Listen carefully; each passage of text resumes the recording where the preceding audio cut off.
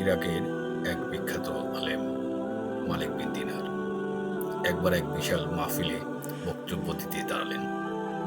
এক শ্রোতা বলে উঠলেন, আপনার বক্তব্য শুরু করার আগে আমাকে একটি প্রশ্নের উত্তর দিন। মালিক বিন দিনার তাকে প্রশ্নের অনুমতি দিলেন।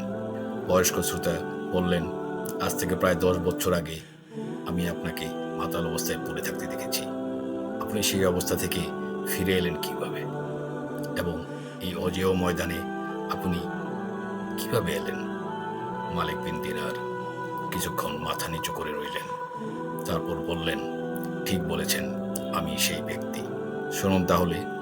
একদিন এক কদরের রাতে মদের দোকান বন্ধ ছিল। দোকানিকে অনেক অনুরোধ করে এক বোতল মদ কিনে বাসায় চলে আসলাম। বাসায় গিয়ে খাবো এই শর্তে। বাসায় ঢুকলাম। ঢুকে দেখি আমার স্ত্রী সালাদ আদায় করছে। আমি আমার ঘরে চলে গেলাম এবং বোতলটা টেবিলে রাখলাম। আমার 3 বছরের শিশু মেয়েটা দৌড়ে এলো। টেবিলের সাথে ধাক্কা খেয়ে আমার মদের বোতলটি মাটিতে পড়ে গেল।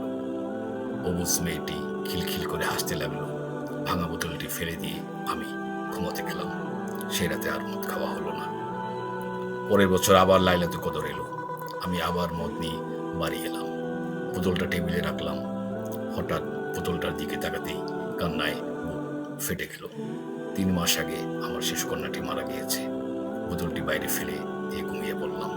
সেই রাতে স্বপ্নে দেখেছি এক বিরাট সাপ আমাকে তাড়া করছে। এত বড় সাপ আমি জীবনে কখনোই দেখিনি। আমি ভয়ে দৌড়াচ্ছি। এমন সময় এক দুর্বল বৃদ্ধকে দেখলাম। বৃদ্ধ আমাকে বলল, আমি খুব দুর্বল এবং ক্ষুধার্ত। এই সাপের সাথে আমি পারবো না। তুমি ওই পাহাড়ের ডান দিকে উঠে যাও। পাহাড়ে গিয়ে দেখি দাও দাও আগুন জ্বলছে, আর আমার পিছনে এগিয়ে আসছে সেই সাপ। বৃদ্ধের কথা মতো ডান দিকে ছুটে গেলাম। দেখলাম সুন্দর একটা বাগান, বাচ্চারা খেলছে। গেটে দারোয়ান দাঁড়িয়ে আছে। দারোয়ান আমাকে দেখে বলল, বাচ্চারা দেখো তো, এই লোকটিকে এই সাপটি খেয়ে ফেলবে, হয়তো আগুনে ফেলে দেবে। দারোয়ানের কথায় বাচ্চারা ছুটে এলো। তার মাঝে আমার মেয়েটিও ছিল। মেয়েটি আমার ডান হাত জড়িয়ে ধরে বাম হাতে থাপ্পড় দিয়ে সাপটিকে দূরে ফেলে দিল। অমনি সাপটি চলে গেল। আমি অবাক হয়ে গেলাম। বললাম, মা, তুমি এত ছোট আর এত বড় সাপ তোমায় ভয় পায়?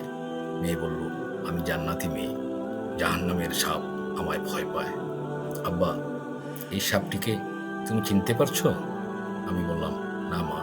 আমার মেয়ে বলল, বাবা, এ তো তোমার নফস। নফসকে তুমি এত বেশি খাবার দিয়েছ যে সে আজ এত বড় এবং এত শক্তিশালী হয়েছে। সে তোমাকে আজ জাহান্নাম পর্যন্ত দাঁড়িয়ে নিয়ে এসেছে।